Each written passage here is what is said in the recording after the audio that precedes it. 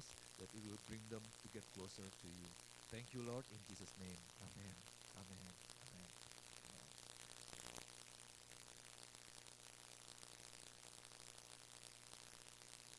Alright. Selamat sore, Bapak Ibu Saudara yang kasih Tuhan. Oke, apa kabar? Baik. Nggak pada sendu ya? Oke. em, Siap mendengarkan firman Tuhan? Saya semangat nih. Saya biasanya kalau motor Honda itu panasnya lama, saya biasanya kalau ini langsung di abuse, langsung ngebut saya biasanya. Oke, jadi siapkan hati kita. Saya percaya ada firman Tuhan yang membebaskan kita, karena firman Tuhan katakan bahwa apa ya? If you shall know the truth and the truth shall set you free. Engkau akan mengetahui apa kebenaran dan kebenaran itu akan memerdekakan kita. Jadi firman Tuhan itu bekerja dalam diri kita memerdekakan, apakah dari pikiran yang salah, apakah dari belenggu yang iblis coba taruh, ikatan yang iblis coba taruh. Jadi kebenaran firman Tuhan itu berkuasa luar biasa. Nah, saudara yang kasih Tuhan, sore hari ini saya mau sampaikan ada judul yang beda, dari bukan kelanjutan dari yang kemarin, tapi masih dalam satu tema, dalam tema yang sama yang dimulai di awal tahun ini, yaitu in the beginning ya. So in the first week we've learned about the beginning. Kita belajar tentang sebuah permulaan, dan permulaan ini adalah satu hal yang penting. The beginning is very important. Tapi sebelum saya masuk kepada firman Tuhan, saya mau kasih sebuah contoh atau ilustrasi atau cerita. Di depan kita ini saudara lihat ada sebuah cermin ya, dan ada satu apa ya, fairy tale. Fairy tale itu apa ya, cerita dongeng ya, dongeng yang berjudul fairy tale, yang berjudul mungkin saudara tahu, ini udah lama sekali filmnya, yaitu The Snow White and the Seven Dwarf, yaitu apa, Putri Salju ya. Putri Salju kok ingatnya jadi yang bulan sabit itu ya. Putri Salju dengan kurcaci-kurcaci. Dikit, mirikin sedikit. Ya oke. Oh iya, karena ini ya. Oke, jadi yang di situ silahkan bisa ngaca lebih enak. Ke sini sedikit. Oke. Yang situ kasihan nggak kelihatan. Nggak di tilt. Ya, lagi. Oh, mantul ya. Oke, mantul. Oke, sorry. Ya, ternyata memang mesti dipikirkan dari sisi media dan lain sebagainya. Oke, nah di cerita ini, oh ya by the way, judul khotbah saya sore hari ini yaitu The Creation of Man. Jadi The Creation of Man ini adalah the beginning, yaitu awal dari penciptaan manusia. Masih dalam satu tema yang sama, yaitu tentang sebuah permulaan atau the beginning yang kita ambil atau kita pelajari dari Kejadian pasal yang pertama. Kalau saudara ingat, pertama itu minggu pertama Pastor Z sampaikan tentang day one ya, bagaimana Tuhan menciptakan segalanya, how God created everything. So back to the mirror. Di dalam cerita itu, ini ada seorang wicked queen, evil queen dengan her stepdaughter yaitu Snow White. So the queen has a mirror actually, and then this mirror, the mirror that owned by the queen is very honest mirror. If you ask a question to the mirror, and the mirror will answer it in an honest way. Jadi si cerminnya ini dia akan menjawab dengan hal yang jujur gitu ya. So every day the queen ask the mirror. It says, mirror, mirror on the wall, who is the fairest of them all? Jadi kaca nih, cermin ini yang ada di dinding, siapa sebenarnya yang paling cantik di tanah ini, di negeri ini? Dia tanya begitu. Dan dia tanya, tetapi si cermin ini jujur gitu. Dia cerminnya jawab selalu bahwa oke, Queen, kamu beautiful, kamu luar biasa. Tapi sebenarnya Snow White itu lebih cantik dari kamu, gitu. Jadi selalu tiap hari dia tanya, dan jawabannya sama. Karena cerminnya jujur, bahwa yang paling cantik, yang lebih cantik di tanah ini, yaitu Snow White. So you are beautiful, but Snow White is more beautiful than you. And then it made the queen got so angry. And then in the end, it bring the fate of the queen. The queen finally died because the queen tried to kill the Snow White, and it ended up on the opposite direction. Jadi pada akhirnya bukannya queennya yang membunuh karena dia bermaksud untuk jahat kepada Snow White, tapi ternyata akhirnya queennya yang mati, gitu ya. Nah itu ceritanya. Jadi dia tanya, dijawab jujur, dia jawab jujur. Kenapa? Karena si queen ini, ratu ini dia mau menjadi yang paling cantik gitu. Tapi ternyata dia tidak menjadi orang yang pada kenyataannya tidak seperti itu gitu, dan cerminnya jujur. Nah saudara yang kasih Tuhan, ini mungkin di dalam kehidupan kita tidak banyak menjadi seperti drama seperti ini ya. Kita tidak mengalami drama yang dimana kita tanya ke kaca ngomong seperti queen itu, seperti ratu itu secara langsung. Tapi kalau saudara lihat di dalam cerita ini nih, apa yang ada di dalam pikiran dari si ratu ini, itu yang pada akhirnya membawa kepada sebuah akhir yang menentukan kehidupan dia. Dia mau jahat sama Snow White, tapi akhirnya dia yang mati. Nah Bapak Ibu saudara yang kasih Tuhan, kita perlu belajar, we need to see this truth that your reality is the product of your own mind. And then how do you perceive yourself determines what you do and where you are. Kenyataannya itu, kenyataan kita, hidup kita, itu adalah hasil dari apa yang ada di dalam pikiran kita. Kalau kita pikir jahat, ya hasilnya akan tidak baik gitu.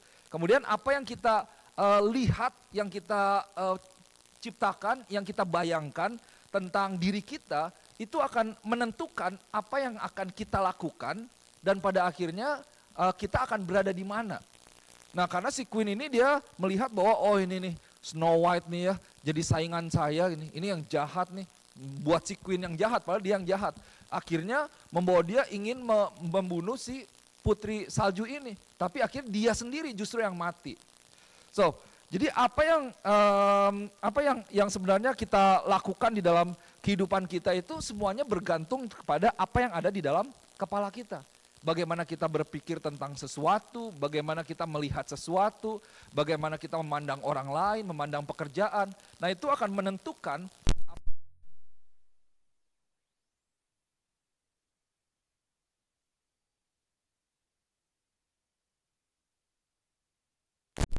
ini. Saudara, waktu saya katakan generasi ini sebenarnya bukan hanya sekedar generasi, biasanya kalau bilang generasi itu adalah generasi muda ya, orang-orang muda. Tapi ada generasi yang mungkin lebih tua, ada generasi yang lebih muda lagi. Jadi ini sebenarnya berbicara untuk semua orang. Apa yang terjadi? So there are some problems, and today's challenge or problems is number one, we have a crisis of identity. Jadi there is a crisis of identity. It's the question is who am I? And then am I worthy? Am I valuable enough in front of people? In front of people's eyes, in God's eyes and people's eyes. Baby. Jadi orang tuh punya krisis identitas gitu. Nah kemudian ada yang namanya krisis yang namanya tujuan hidup. Krisis dari sebenarnya saya ini untuk apa ya? Hidup saya ini untuk apa? Crisis of purpose. Belum lagi ada yang namanya cancel culture. Cancel culture itu apa? Jadi terutama sebagai orang Kristen ya, generasi sekarang terutama pada anak-anak muda ada yang namanya cancel culture.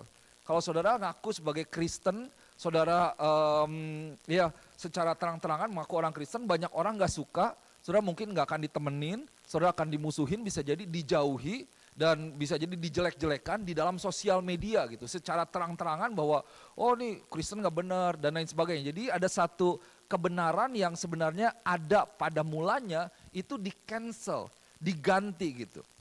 Nah Bapak Ibu yang kasih Tuhan, pada akhirnya dari masalah ini membawa orang untuk masuk ke dalam sebuah permainan atau game yang namanya comparison game.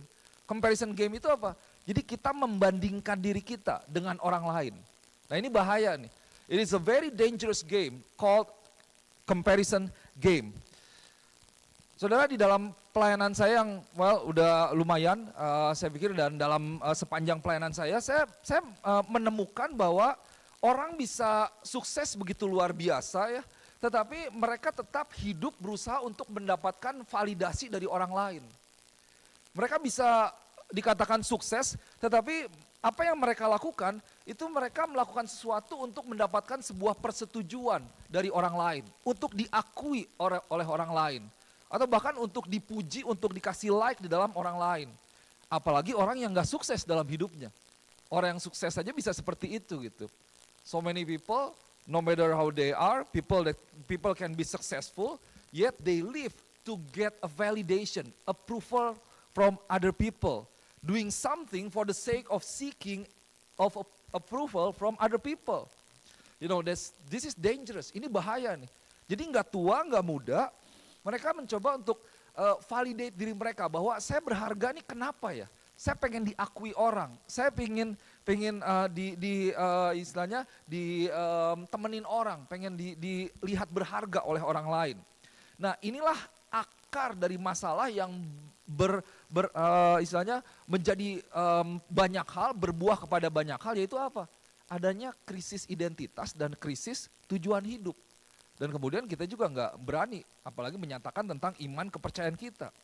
Nah, khususnya tentang iman kepercayaan kita ini, bahwa hari-hari ini hati-hati, iblis ini bekerja secara luar biasa ya. Jadi ini cancel culture is not just a problem, but I believe this is an evil, this is sin. Why? Because the devil is trying hard to rewrite the beginning, to redefine the beginning. Iblis ini bekerja untuk menulis kembali gitu, untuk mendefinisikan kembali permulaan yang ada. Nah, 2 minggu lalu kita belajar tentang yang namanya permulaan. Ya, bahwa semuanya kan diciptakan oleh Tuhan, diawali oleh Tuhan. Tapi orang mau menggantikan. Sekarang bahwa kita ini bukan ciptaan Tuhan. Kita ini hasil dari evolusi misalnya. Identitas kita berharga karena apa? Ya karena kita harus sukses. Jadi orang berusaha untuk sukses supaya diakui orang. Padahal kita berharga karena apa? Bukan karena kesuksesan kita. Karena kita berharga di mata Tuhan. Tuhan menciptakan kita berharga, itulah harga diri kita gitu. Tapi kembali iblis berusaha untuk mencoba menulis dan meredefinisikan apa yang itu namanya identitas tujuan. Nah, ini yang membuat kita akhirnya masuk kepada satu perbandingan antara diri kita dengan orang lain. Pada akhirnya apa? Saudara bisa lihat bahwa ketika kita terjebak dalam hal ini, kita bisa berpikir bahwa kita adalah sesuai dengan apa yang kita pikirkan. Gitu. Orang berkata bahwa kamu adalah ya sesuai dengan apa yang kamu mau aja. How do you identify yourself? Nah, pernah dengar kata ini nggak? Ini familiar nih. Jadi if you identify yourself as a woman, as a man, then you can go to a men's room or woman's room. Jadi gimana kamu melihat diri kamu? Ini kan scary ya sebenarnya. Jadi saya lihat beberapa pertandingan, saya datang ke antar anak si Jeff tuh pertandingan basket, itu di sekolah middle school ya, itu udah WC-nya udah bebas untuk siapa aja gitu. Jadi gimana anaknya merasa kamu identify yourself itu sebagai apa? Perempuan atau laki-laki? Kalau kamu sebagai laki-laki meskipun kamu perempuan, ya boleh masuk ke WC laki-laki gitu. Nah ini kan lagi coba ditulis nih. Sejarah atau permulaan kebenaran yang ada di mana semuanya ini sudah diawali oleh Tuhan sebenarnya. Jadi pada akhirnya bukannya kita memaksimalkan diri kita dengan setiap talenta, dengan setiap karunia yang Tuhan berikan kepada kita ini pada akhirnya ya berusaha menjadi orang lain. Kita berjalan di dalam jalan orang lain. Hidup kita ini kita mengikuti apa yang orang lain katakan tentang diri kita. Kita tidak melakukan dan berjalan apa yang seperti Tuhan inginkan untuk kita berjalan dan untuk kita lakukan. So, this is the reason why we need to revisit the beginning. We need to go back to the beginning. Kita penting untuk kembali ke yang namanya permulaan. So, don't ever forget the beginning. Jangan kita melupakan apa yang menjadi permulaan. Kenapa? Karena permulaan kita itu, waktu kita sadar permulaannya, itu akan menjadi sebuah pintu untuk kita masuk ke dalam masa depan kita. The beginning is the door to our future. If you don't know the beginning, if you forget the beginning, your future will be different. Saudara bisa dapetin ya. Jadi beginning ini, awal ini penting nih. Ini masih momen awal tahun, jadi kita perlu kembali untuk melihat permulaannya itu seperti apa. Karena itulah kebenarannya. Nah, saudara kasih Tuhan, kalau kita ragu tentang identitas kita atau tujuan hidup kita, mari kita kembali atau mengingat kembali permulaan yang ada. Kita kunjungi kembali istilahnya. When you have doubt about your identity and or purpose, remember the beginning. Revisit the beginning. Why? Because everything started with God, and then everything finds its beginning in God. You were started with God, by God, and you will find your identity and your purpose, the meaning of your life in God and God alone. Gitu. Ya, this is a very important truth. Everything started with God. Semuanya itu diawali dari Tuhan, betul ya? Bumi, langit, dan segala isinya diciptakan oleh siapa? Tuhan. Nah ini kita mesti yakin nih dalam kebenaran firman Tuhan itu. Dan karena Tuhan yang menciptakan semuanya, pada akhirnya semuanya itu ya berasal dari Tuhan dan memiliki arti karena Tuhan. Gitu. Everything started with God and everything finds its beginning in God. Saudara, minggu pertama PSSI sampaikan bahwa firman Tuhan itu menyatakan begitu pentingnya yang namanya the beginning. The Bible put so much emphasis in the beginning. There are some principles about the beginning. And by visiting the beginning, we can clearly see who we are and the reason why we are here. That God started everything and everything find its purpose in God. Kalau saudara mau memiliki tujuan hidupmu, engkau mau tahu siapa dirimu, engkau perlu mengunjungi yang namanya permulaan. Dari mana kita berawal, dari mana kita berasal. Karena dari situlah kita bisa mendapatkan arti sesungguhnya dari kehidupan kita.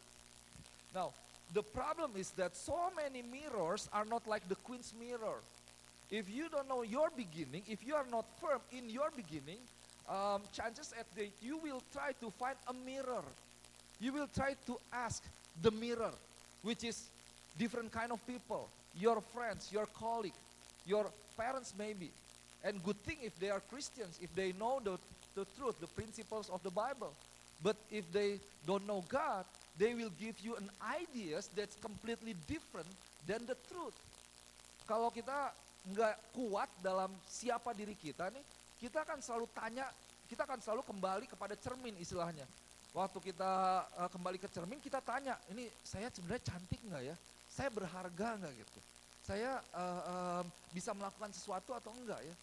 Kalau orang yang kita tanya itu adalah orang yang udah punya Tuhan dan punya hidup dalam prinsip kebenaran firman Tuhan, bisa mengarahkan kita kepada hal yang baik. Tapi kalau enggak, saudara akan diberikan identitas sesuai dengan apa yang mereka percayai, dan itu scary loh. Anak-anak kita mungkin kalau mereka tidak kuat dalam identitas mereka, mereka tanya di luar dan orang memasukkan, menginjeksikan satu ide-ide yang salah, dan mereka akan berakhir kepada satu akhir atau garis finish yang salah. So, maka dari itu kita perlu mengunjungi, penting sekali untuk melihat apa yang namanya permulaan itu. We need to revisit the beginning.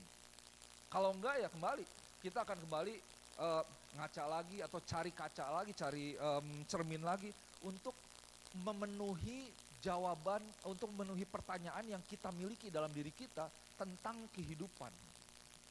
Kalau kita lihat cermin kan, pagi-pagi bangun pasti apa, ngaca ya, kayaknya benda ini nih nggak ada yang kelewati sama orang, semuanya di sini. Tuh, semuanya punya cermin. Saya ke desa juga biar cerminnya udah pecah gitu, ada satu diselipin di dinding gitu, tapi pasti orang bercermin.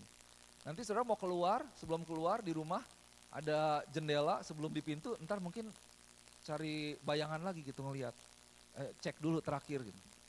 Ntar mau masuk mobil, lagi jalan, di kaca mobil ngelihat dulu. Lihat lagi di cermin, bener nggak? Setuju ya? Nanti masuk ke mobil, buka dulu itu visornya, dilihat dulu, oh udah oke apa enggak, lihat lagi. Nanti keluar mobil, udah tutup, kunci tet, sambil jalan sambil ngeliat lagi di kaca mobil kan gitu. Gitu ya. Coba berapa kali, kita kayaknya nggak yakin gitu tentang diri kita sendiri. Well, kalau tujuannya untuk memastikan bahwa kita ya nggak ada cabai misalnya di gigi gitu ya, apa tadi habis makan apa gitu, itu bagus sih. Tapi kalau ternyata ada banyak orang yang mereka sebenarnya nggak kuat di dalam diri mereka tentang identitas mereka. Dan itulah yang menjadi bahaya, bahwa aduh saya takut nih dilihat jelek sama orang. Saya takut dilihat tidak layak oleh orang lain. Jadi waktu SMA saya punya prinsip dengan teman-teman saya gitu ya. Wah kayaknya kalau lagi mau ngejar cewek katanya wah harus rapi-rapi, harus wangi, harus pokoknya harus bagus lah. Tapi kenapa kalau udah punya pacar jadi pada cuek ya? Nggak tahu gitu kan, kalau ditanya lu udah punya jadi pada cuek, udah dapet ini kan, nah katanya gitu ya. Sebelumnya wah berusaha untuk bagus, tapi udah dapet kan ya udah tenang aja gitu. Nah orang kadang-kadang seperti itu tuh, bahwa kayaknya supaya saya dilihat berharga, supaya saya dilihat keren, supaya saya dilihat baik gitu. Jadi melakukan berbagai macam cara khususnya dalam hal fisik. Padahal sebenarnya masalahnya apa? Di dalam diri mereka, mereka tidak kuat. Nah untuk itu kita perlu kembali kepada permulaan tadi. Dan permulaannya apa? Yaitu semuanya diawali dari Tuhan kita. Nah saya mau ajak kita lihat kitab Kejadian pasal yang ke-28, pasal pertama ayat yang ke-26 dan 27. Kejadian pasal pertama ayat 26 sampai 27. Saya buka Alkitab saya yang bahasa Indonesia ya. Kejadian pasal yang pertama ayat 26 dan 27. So, firman Tuhan katakan seperti ini. Berfirmanlah Allah, baiklah kita menjadikan manusia menurut gambar dan rupa kita, supaya mereka berkuasa atas ikan-ikan di laut, dan burung-burung di udara, dan atas segala ternak, dan atas seluruh bumi, dan atas segala binatang melata yang merayap di bumi. 27, maka Allah menciptakan manusia itu menurut gambarnya, menurut gambar Allah diciptakannya dia, laki-laki dan perempuan diciptakannya mereka. So, sampai di situ 2 ayat aja, saya mau fokus kepada 2 ayat ini ya. So, the Bible says this, let us make man in our image, and then according to our likeness, and then let them have dominion. And in verse 27, so God created man in his own image, in the image of God, he created him, male and female, he created them. Nah saudara, the first one I want to say to you, notice that God begins with a declaration. Jadi Tuhan ini memulai dengan sebuah pernyataan gitu, deklarasi. Gitu, dengan sebuah deklarasi, ayat yang ke-26. Oke, ketika Tuhan mau menciptakan manusia, Tuhan bilang, mari kita menjadikan manusia serupa dengan gambar kita, yang menyerupai kita. Let us make man in our image according to our likeness. Nah, so God begins with a declaration. Next slide. Jadi Tuhan mulai dengan deklarasi, dengan pernyataan. Saudara perhatikan nggak? Bahwa Tuhan tidak menyatakan sesuatu ketika dia menciptakan hal-hal sebelumnya. Pertama sampai hari kelima, jadi Tuhan ciptakan langit dan bumi, Tuhan ciptakan terang. Let there be light, boom, light jadi. Let there be sky, heaven, dry lands, animals, birds, and then sun, moon, stars, boom, jadi. Tapi Tuhan ketika Tuhan mulai mau menciptakan manusia, Tuhan menyatakan nih, oke, now let us make, mari kita jadikan manusia. Apa? Deklarasinya, pernyataannya apa? Yang serupa dengan kita, yang segambar dengan kita, yang menyerupai kita. Saudara nggak bayangkan kalau mari kita sekarang jadilah binatang yang serupa dengan kita, kan bahaya gitu ya. Gitu. Tapi Tuhan nggak memberikan deklarasi apa-apa, Tuhan tidak menyatakan apa-apa, Tuhan cuma berbicara, let there be light, boom, and the light was there. Gitu. Hanya ketika Tuhan menciptakan manusia, Tuhan memulai dengan yang namanya deklarasi atau sebuah pernyataan. So, there was actually the intention of God creating man to be like him, and in other words, God says, okay, let's make man, and this man will be like us. Jadi tujuan Tuhan tuh menciptakan manusia supaya yang pertama nih deklarasinya, oke, kita ciptakan manusia dan biarlah manusia ini sama dengan kita. Oke ya, ini pertama nih di ayat yang ke-26. Nah kemudian setelah Tuhan memulai dengan sebuah pernyataan, deklarasi, kemudian Tuhan melanjutkannya dengan yang namanya tindakan. Jadi Tuhan tidak hanya sekedar berjanji, Tuhan tidak sekedar hanya menyatakan sesuatu, membuat pernyataan, enggak sekedar nyatain, tapi Tuhan melanjutkan dengan tindakan. So God proceeds with an action. Verse 27, so God created man in his own image, in the image of God, he created him, and then male and female, he created them. Saudara lihat di dalam ayat ini, dalam ayat 27 ini ada 3 kalimat yang, phrase yang menyatakan hal yang sama. God created man, he created him, and he created them. Ini diulang-ulang. Jadi benar-benar Tuhan menindaklanjuti gitu apa yang dia nyatakan kepada umat maksudnya ya Allah Bapa, Allah Putra, Allah Roh Kudus. Oke, mari kita jadikan manusia. Kemudian Tuhan ciptakan manusia. Nah, yang saya mau katakan Bapak Ibu saya yang kasih Tuhan, Tuhan kita ini adalah Tuhan yang bertindak. Ada amin. Tuhan yang menggenapi janjinya. Dia adalah Tuhan yang membuat janji dan dia adalah Tuhan yang menggenapi janjinya. He is a covenant making God and he is also a covenant fulfilling God. Dia bukan hanya berjanji tapi tidak menepati, tapi dia berjanji, dia menepati. Dan ketika engkau menerima janji Tuhan, apakah janji Tuhan ini engkau terima minggu lalu, tahun lalu, atau bulan lalu, 5 tahun lalu, percayalah Tuhan akan menggenapi janjinya di dalam kehidupanmu. Nah, God created man, He created him, He created them. Tuhan menciptakan manusia. Apa yang Tuhan ciptakan? Manusia. Dalam arti Alkitab ini mencatat bahwa Tuhan menciptakan manusia seperti apa, yaitu in our image, again, according to our likeness, in His own image, in the image of God. So next. Saudara lihat di sini, Tuhan menciptakan kita sesuai dengan gambar Tuhan. Ya, ayat 26 dan 27 ini diulangi nih. Ini satu penekanan yang luar biasa. In our image, according to our likeness, sama seperti kita. Kemudian 27 tadi in His own image, dalam gambar Tuhan sendiri, dalam rupa Tuhan sendiri. Nah di dalam, kalau saudara pelajari bahasa aslinya, ini kata image ini, kata gambar ini saya nggak tahu pronounce-nya benar atau enggak ya, karena kita nggak tahu. Dibilang salem, kira-kira seperti itu. Maksudnya apa? Yaitu sebuah statue itu patung ya. Statue atau image, sebuah rupa atau sebuah kopi, jadi sama. Jadi mari kita menjadikan manusia yang sama nih, menjadi kopinya kita, fotokopinya kita gitu. Tapi kalau fotokopi kan kertas, ini yang kira-kira menjadi serupa dengan Tuhan. Saya akan terangkan lebih lagi ya. Dalam arti begini, kalau seseorang atau saudara misalnya membuat sebuah patung, sebuah rupa gitu ya, di dalam seni rupa ada yang dibilang perupa atau pembuat patung. Nah saudara kan akan membuat patung dan ketika engkau telah membuat patung itu, engkau akan menaruh patung itu di depan banyak orang, betul ya? Kan gak akan ditaruh di gudang, kenapa? Karena pengen dilihat orang.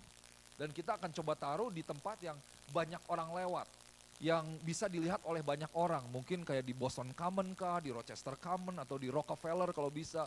Supaya orang ini melihat bahwa wah ini luar biasa ya, bahwa ini adalah gambar atau rupa dari seorang pahlawan misalnya, dari seorang yang luar biasa. Karena kita mau supaya orang bisa melihat kehidupan dari patung yang kita buat, bahwa ini orang penting nih, ini orang yang luar biasa, orang yang berpengaruh, ini adalah orang yang melakukan hal yang luar biasa, orang yang berani gitu. Dan orang yang dibikin patung biasanya mereka memiliki sebuah prestasi dalam kehidupan mereka. Itu yang pernah ke museum Madame Tussauds itu kan nggak ada di sana, jamin patung saya nggak ada gitu. Patung kita belum ada ya, tapi maksudnya yang di sana kan itu tokoh-tokoh masyarakat, orang-orang luar biasa. Kenapa waktu kita lihat ini, oh iya ini orang ini luar biasa ya. Nah, saudara kasih Tuhan, dalam gambaran itu ketika kita lihat patung mereka ini mirip banget ya. Jadi Tuhan ini menciptakan kita, ini kita mirip loh sama Tuhan sebenarnya. Maksudnya apa? Bukan secara fisik, bukan berarti kita punya rambut yang sama, warna kulit yang sama, tinggi badan, berat badan, atau hal-hal fisik yang sama. Tetapi what it means here that when the Bible says that it's according to our likeness in our image, it means that man was not created to look like God physically, but it is in the sense of essential nature, which is to reflect the nature of God.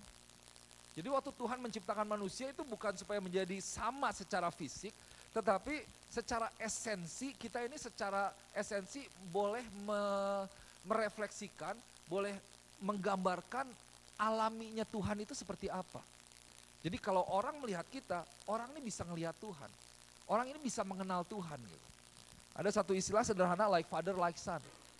Itu atau pohon gak jatuh dari buahnya tuh kan. Ya, pada bangun ya, nggak emang saya salah sih sebenarnya.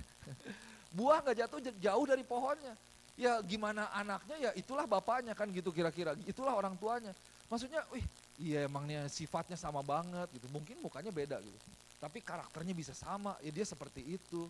Gitu. Itulah seharusnya kita. Di dalam The Message Translation dikatakan make them reflecting our nature. And then Amplified Bible, it says according to our likeness, not physical but a spiritual personality and moral likeness. Nah itulah Tuhan menciptakan kita seperti itu tuh. Dalam arti kita nih boleh memiliki dua hal. So image talks about, the first one is God's characteristic and then the second one is God's qualities. We were created with God's characteristic and God's qualities.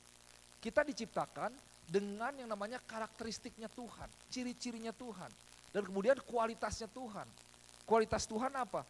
Karakteristik Tuhan itu seperti apa? Saya kasih contoh. Tuhan itu kasih, betul ya?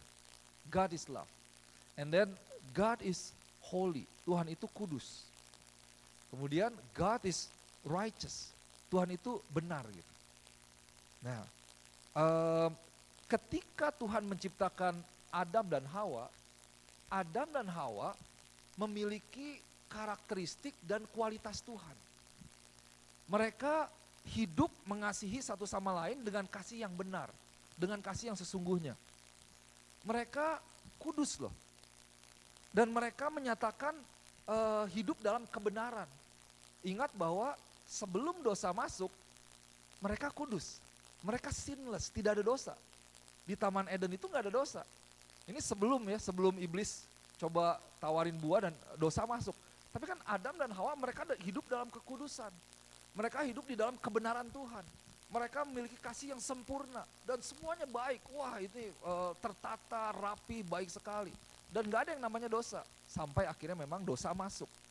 Nah sebenarnya saudara yang kasih Tuhan, itulah sebenarnya bagaimana refleksi dari Tuhan di dalam kehidupan manusia yang ada di muka bumi.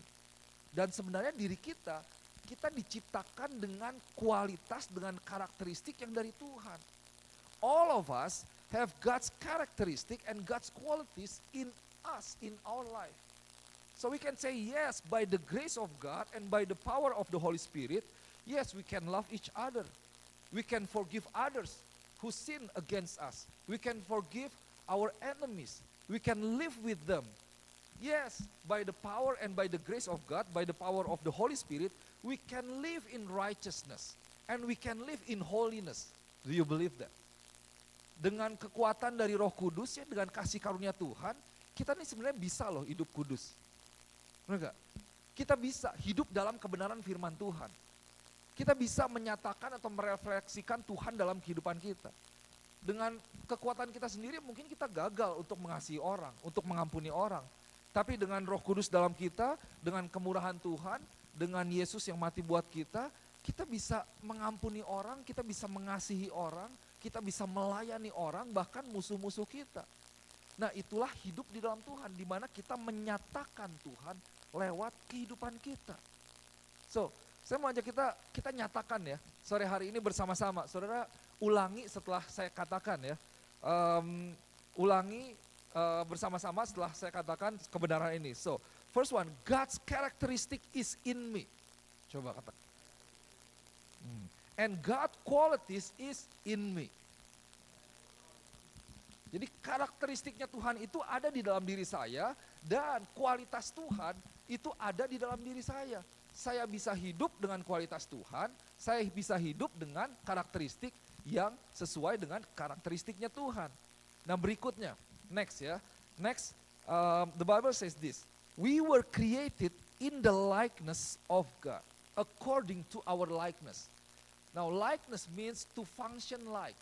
Jadi saudara kalau pelajari arti katanya, ini kata likeness ini berarti kita berfungsi seperti gitu. Jadi kalau dikatakan, let's create man according to our likeness. So it means that let's create man, human being, so they can function like how we function. Supaya mereka bisa berfungsi sebagaimana kita berfungsi. Bahwa Tuhan ini adalah Tuhan yang penuh dengan order, dengan keteraturan. Gitu. Tuhan yang kudus, dia menciptakan satu hari pertama sampai hari terakhir. Tuhan yang teratur, Tuhan yang penuh dengan kasih. Nah jadi kita ini harusnya belajar bagaimana kita bertindak atau dalam tanda kutip berfungsi sebagaimana Tuhan berfungsi kepada dunia ini. We need to learn how to function like God. We need to learn to follow God's pattern.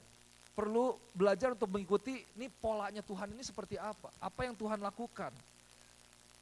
So Bapak Ibu yang kasih Tuhan, di ayat yang ke-27 ini 26 ya, according to our likeness, and then berikutnya hubungannya apa nih? Hubungannya apa dengan fungsi kita? Tadi kan dibilang likeness means to function like, and then 27 it says like us and let him have rule over birds and so many things.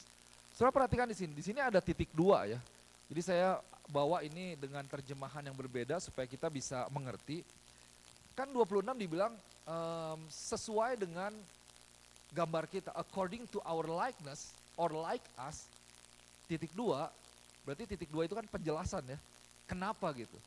And let them have dominion. Let him have rule over the earth. So, this is the truth. That God created us in his likeness for us to function like God. To be the extension of God's hand and to manage the resources God has created. Tuhan menciptakan kita supaya kita bisa seperti Tuhan, sehingga kita bisa berfungsi seperti Tuhan.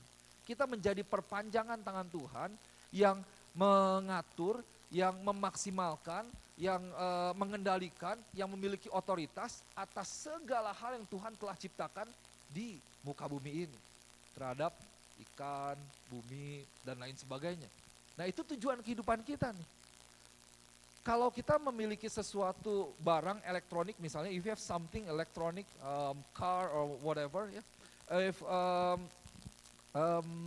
the item didn't function as it was intended, we can say that it's malfunctioning.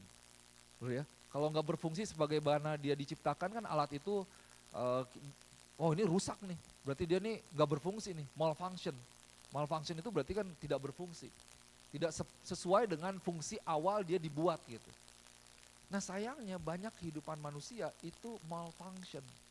Kita berfungsi tidak sesuai dengan fungsi yang sudah ditetapkan sejak awal. Kita keluar dari fungsi kita. Kita tidak hidup di dalam tujuan Tuhan, di dalam identitas Tuhan. Maka dari itu seringkali hidup kita rusak. Saya sempat seringkali sepertinya saya kasih contoh sederhana. Ini saya pegang mikrofon. Fungsinya apa? Untuk ya secara teknis bisa dijelaskan lebih detail, tapi supaya suara saya lebih kedengeran lagi ya. Tapi bisa nggak? Ini misalnya saya pakai ngulek cabai. Bisa dong, bener nggak? Saya pakai masak bisa nggak? Tapi nanti rusak langsung, kena air aja rusak. Kenapa? Karena dia tidak diciptakan untuk itu. Ketika saudara tidak dipakai sesuai dengan tujuan Tuhan sebagaimana engkau diciptakan, di sanalah kehidupanmu akan rusak. Ketika engkau di dalam kehidupanmu engkau diciptakan untuk hidup kudus, untuk hidup sesuai dengan firman Tuhan, tetapi engkau hidup di dalam dosa, di sanalah hidupmu akan rusak. Apa yang perlu engkau lakukan adalah kembali kepada tujuan awal, kembali kepada permulaan, yaitu bagaimana Tuhan menciptakan kita. Siapa diri kita di dalam Tuhan? Untuk apa kita diciptakan? That's the importance of the beginning, that we need to revisit the beginning. Nah saudara yang kasih Tuhan, ini satu hal yang penting yang luar biasa yang perlu kita sadari dalam kehidupan kita. Dan sebenarnya kalau kita bertanya, aduh gimana ya? Tadi Pastor sampaikan bahwa God's characteristic, God's qualities itu holiness, righteousness, love. It is hard, Pastor, to love someone else. It is hard to forgive our enemies. It is hard to forgive those who did bad things. Evil things to me or my parents. Saya pernah kecewa dengan orang yang melakukan sesuatu hal yang buruk kepada keluarga saya, kepada papa saya misalnya. Aduh itu bertahun-tahun tuh tantangan untuk mengampuni. Tapi bisa nggak mengampuni? Sebenarnya bisa. Sebenarnya kita bisa hidup dalam kebenaran firman Tuhan. Selama kita kembali kepada firman Tuhan, bergantung kepada Roh Kudus. Dan Tuhan sebenarnya sudah memberikan sebuah panduan buat hidup kita. Sebuah arahan, yaitu firman Tuhan itu sendiri yang menjadi GPS atau menjadi seperti manual book. Kita tinggal ikuti aja apa yang firman Tuhan katakan. Kalau firman Tuhan katakan ampuni, ambil keputusan untuk ampuni. Meskipun di hati kita sakit, Tapi ingat, khusus dalam pengampunan kembali saya mau ingatkan Bapak Ibu saudara kasih Tuhan, karena ini adalah satu hal yang banyak kita alami ya. Pengampunan itu bukan perasaan, tetapi pengampunan adalah keputusan. Dalam perasaanmu engkau nggak mau mengampuni orang. Aduh terlalu sakit, terlalu berat yang dilakukan. Tapi pengampunan adalah keputusan. Meskipun berat, apakah engkau mau mengampuni atau tidak? Dan ketika engkau mengampuni, di sana kuasa Tuhan terjadi. Engkau dibebaskan dan orang yang engkau ampuni pun akan mengalami satu perubahan transformasi yang luar biasa. Kalau kita nggak mengampuni orang, aduh yang nggak bisa tidur siapa? Kita sendiri, benar nggak? Yang kepikiran kita sendiri. Orangnya mungkin udah nggak ingat apa-apa gitu. Tapi kita yang menderita. Tapi justru ketika kita lepaskan pengampunan, kita dibebaskan. Dan orang yang kita ampuni pun, mereka bisa mengalami sebuah transformasi yang luar biasa. Saudara doakan mereka, saudara ampuni mereka. So, Bapak Ibu saudara yang kasih Tuhan, bagian kita adalah mengikuti firman Tuhan. Just follow the manual book. Just follow our GPS, step by step. Maka kita akan sampai kepada tujuan yang maksimal sebagaimana Tuhan menciptakan kita. Nah, tadi saya mulai di awal dengan satu quote yang di dalam dongeng itu ya, bahwa mirror mirror on the wall, who is the fairest of them all. Jadi ini cermin gitu ya, yang tergantung di dinding, ini siapa nih yang paling cantik dari queen itu. Nah, this is a very important question. If I can ask you, who is your mirror? Kalau saya bisa tanya, cermin kita ini siapa? Cermin kita ini siapa nih? Siapa yang menjadi sumber dari identitas kita? Siapa yang menjadi sumber dari harga diri kita, rasa berharga kita? Dari our worthiness, who is the source of our identity, our dignity, our worthiness? Atau mungkin apa yang menjadi sumber dari kita merasa berharga? Banyak orang, tadi saya katakan generasi ini nggak peduli tua atau muda, kita merasa berharga kalau kita bisa misalnya, saudara diberkati Tuhan, saudara bisa memiliki hal yang baik, itu puji Tuhan. Tapi kalau engkau memiliki hal yang baik, engkau mengambil atau membeli satu hal yang mahal supaya engkau merasa berharga di hadapan orang lain, engkau perlu kembali kepada Tuhan. Karena rasa berhargamu tidak terletak kepada barang yang engkau beli, tetapi kepada siapa dirimu di dalam Tuhan. Saya nggak perlu jadi minder nih, sebelah mobilnya ini ya, saya kok mobilnya begini aja gitu. Sebelah rumahnya begini, saya seperti ini. Enggak, saya berharga di mata Tuhan. Saya tahu bahwa Tuhan menciptakan saya berharga. Engkau tidak perlu berusaha sedemikian rupa dalam kehidupanmu, bekerja luar biasa. Untuk apa? Dengan tujuan supaya diterima oleh orang lain, supaya dihargai oleh orang lain. Saudara ingat Yesus di dalam Lukas pasal 4 sama Matius pasal yang keempat, itu disampaikan bahwa setelah Yesus berpuasa selama 40 hari, Yesus dibawa kepada satu padang gurun ya, untuk dicobai oleh iblis. Dan di sana Yesus lapar. Saya mau bacakan firman-Nya ya. Saya lihat dari Matius pasal 4 ya. Bentar ya. Matius pasal 4 mulai ayat yang pertama. Setelah berpuasa, ayat 2 ya. Setelah berpuasa 40 hari dan 40 malam, akhirnya laparlah Yesus. Lalu datanglah si pencoba itu dan berkata kepadanya, ini is not on the screen, the screen can stay with this slide. Iblis datang kepada Yesus, kemudian yang iblis katakan seperti ini, jika engkau anak Allah, perintahkanlah supaya batu-batu ini menjadi roti. Oke, saya bacakan bahasa Inggrisnya ya, saudara perhatikan. The devil came to him and said, if you are the son of God, if you are the son of God, tell these stones to become bread. Yes, Jesus was hungry. But you need to know that this is not actually just a question about capability. A question whether can Jesus change the rock into bread or not. But pay attention to the first words from the devil. If you are the son of God. Jika engkau adalah anak Allah. Iblis tahu nggak bahwa Yesus siapa? Tahu ya, Yesus anak Allah. Yes, I am the son of God. Benar nggak? Kenapa iblis nggak bilang begini? If you really have power, prove it. change this rock into a bread. But the devil said to Jesus, if you are the Son of God, what does it mean? It talks about identity.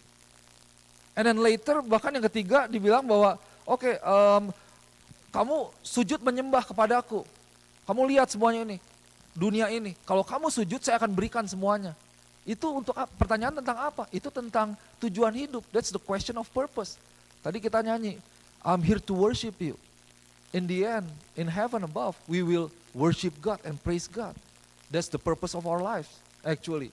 While we are on earth also, we are here to reflect God's character. So through our life, people can see God, people can know God, people can worship God, and people can serve God.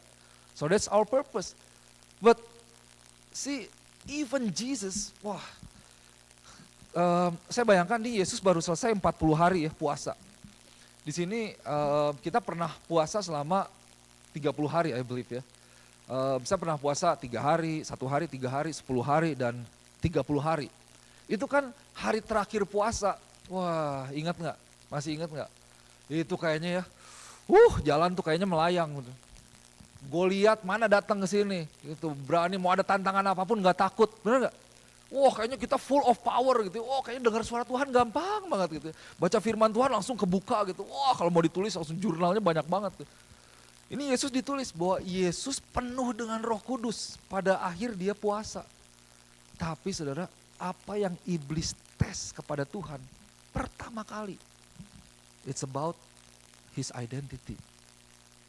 Kalau Yesus aja dites sama iblis tentang identitas loh, tentang tujuan hidup loh. Menarik gak? Ini menarik loh. Berarti apa? Sejak 2000 tahun lalu, iblis sudah bekerja dalam hal ini nih. Dia bekerja selalu tentang dalam namanya identitas, dalam namanya tujuan hidup, identitas dan tujuan hidup. Dia akan selalu membuat kita merasa tidak berharga, tidak bisa apa-apa di hadapan orang lain, yang membuat kita minder, kita takut. Padahal tidak ada ketakutan dalam Tuhan. Tuhan itu kudus, Tuhan itu benar. Nah, terlebih dari kita, untuk itu kita perlu kembali kepada Tuhan. Kita perlu benar-benar menyerahkan diri kita kepada Tuhan. Nah pertanyaannya kembali, who is your mirror? Maksudnya apa? Kepada siapa engkau pergi untuk mendapatkan jawaban dari setiap pertanyaan yang ada di dalam kehidupanmu yang engkau miliki pada hari-hari ini. Who is your mirror? Kepada siapa kita pergi? Maksudnya apa? Iya, apakah kita senang gitu ya ketika teman kita bilang bahwa, lu keren lo, udah yuk. Kalau nggak keren, kayaknya lu nggak masuk deh sama grup kita deh. Lu kayaknya nggak bisa deh. Kita nih grupnya khusus, kayaknya lu nggak level gitu. Wah itu kan bisa bikin kita sakit hati kalau nggak. Nah ketika kita menerima semuanya itu, itulah yang membuat kita pada akhirnya kita datang kepada sebuah mirror yang salah. Nah mirror di dalam dongeng itu, cermin itu adalah cermin yang baik tuh. Dia menyatakan kebenaran. Dia menyatakan kebenaran bahwa ratunya itu ya evil, tidak secantik, tidak sebaik dari putri salju. Nah sebenarnya kita punya sebuah cermin yang benar dalam hidup kita. Kita punya sebuah cermin yang mengatakan yang sesungguhnya terhadap diri kita. Bukan hanya apa yang ingin kita dengar, yang baik menurut diri kita, yang baik menurut orang lain, tetapi benar-benar yang baik menurut Tuhan. Karena itulah identitas kita. So, once again we need to remember that everything started with God and everything finds its beginning, everything finds its meaning in God Himself. Semuanya diawali dengan Tuhan dan semuanya mendapatkan arti itu ketika kita kembali di dalam Tuhan itu sendiri. So, church, I want to say that you don't have to live in a comparison game. You don't have to live seeking the approval of other people in the entire of your life. Engkau tidak perlu masuk ke dalam hidup yang terus membanding-bandingkan dirimu dengan orang lain.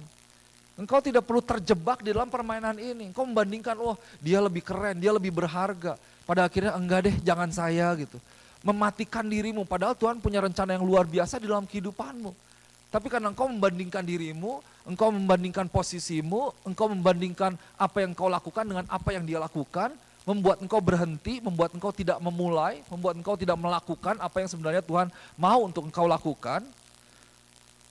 Sama juga dengan bahwa Engkau adalah pribadi yang bukan apa yang orang lain katakan tentang dirimu, tapi apa yang Tuhan katakan tentang dirimu. Ada amin. Dan kebenarannya Bapak Ibu Saudara yang kasih Tuhan, bahwa Tuhan itu menciptakan kita luar biasa, sesuai dengan gambar dan rupa Tuhan. Jadi kita nggak perlu hidup berusaha mencari cermin yang bisa menjawab pertanyaan kehidupan kita. Kita perlu kembali kepada Tuhan.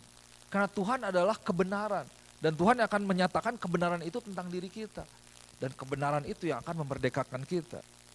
So, the truth is you are perfectly and wonderfully made by God. Amen. The truth is God has a purpose in your life. Specific calling in your life. And it's different. You don't have to compare your calling with the person next to you. Or with the other person in your house, at your workplace. Because each one of you has a specific calling from God. And the truth is we are valuable. We are worthy in God's eyes. And the truth is you and I were created in His image according to our likeness. Sesuai dengan gambar dan rupa Tuhan. Jadi Bapak Ibu Saudara yang kasih Tuhan, dalam momen yang baru ini, tahun baru ini, mari kita tidak melupakan prinsip atau kebenaran tentang permulaan ini. Bahwa semuanya itu berawal dari Tuhan. Dan kita harus kembali kepada Tuhan. Karena ketika kita memulai dari Tuhan, di sanalah kita akan bisa memasuki sebuah jalan yang benar dan melakukan hal yang benar dan berakhir kepada satu hal yang benar juga. Kalau kita tidak kembali kepada permulaannya, maka lihat komunitas, society yang sekarang mereka coba meredefinisi gitu. Perempuan dan laki-laki aja udah coba didefinisikan ulang. Pernikahan dicoba didefinisikan ulang. Rewrite the beginning, redefine the beginning. And it's dangerous. So we need to go back to the beginning. The basic of everything, that we have God's characteristic, and then we have God's qualities. Kita punya karakter Tuhan, karakteristiknya Tuhan, ciri-cirinya Tuhan, dan kita punya kualitas Tuhan dalam hidup kita. Jangan remehkan dirimu. Kadang-kadang kita nggak takut sama iblis nih sebagai orang percaya. Kita bisa tengking iblis, tapi kita tanpa sadar diri kita sendiri yang meragukan Tuhan. Diri kita sendiri yang meragukan kuasa Tuhan. Diri kita sendiri yang meragukan kebenaran firman Tuhan. Oh iya, saya jelek nih. Oh, saya nggak berharga. Tapi malam hari ini mari kita sadari bahwa kita diciptakan sesuai dengan gambar dan rupa Tuhan. Untuk apa? Karena Tuhan punya tujuan dalam hidup kita. Adam dan Hawa diciptakan untuk to rule, to have dominion over the earth. Kita diberikan karunia, talenta untuk memaksimalkan, memanage, mengolah, memiliki otoritas apa yang Tuhan percayakan dalam tangan kita pada hari-hari ini. So, bangkit jemaat Tuhan, gereja Tuhan. Saya percaya engkau akan menjadi orang yang luar biasa ketika engkau tahu siapa dirimu di dalam Tuhan. Engkau tahu siapa yang bersama dengan engkau, yaitu ada Tuhan yang luar biasa. Dan engkau tahu bahkan apa yang Tuhan berikan kepadamu. Engkau diberikan perlengkapan yang luar biasa. Firman Tuhan, Roh Kudus, perlengkapan senjata Allah. Dan mari kita berikan apa yang Tuhan telah berikan kepada kita kembali untuk kemuliaan Tuhan dengan menjadi berkat bagi banyak orang. Amin. Amin. Mari kita berdoa.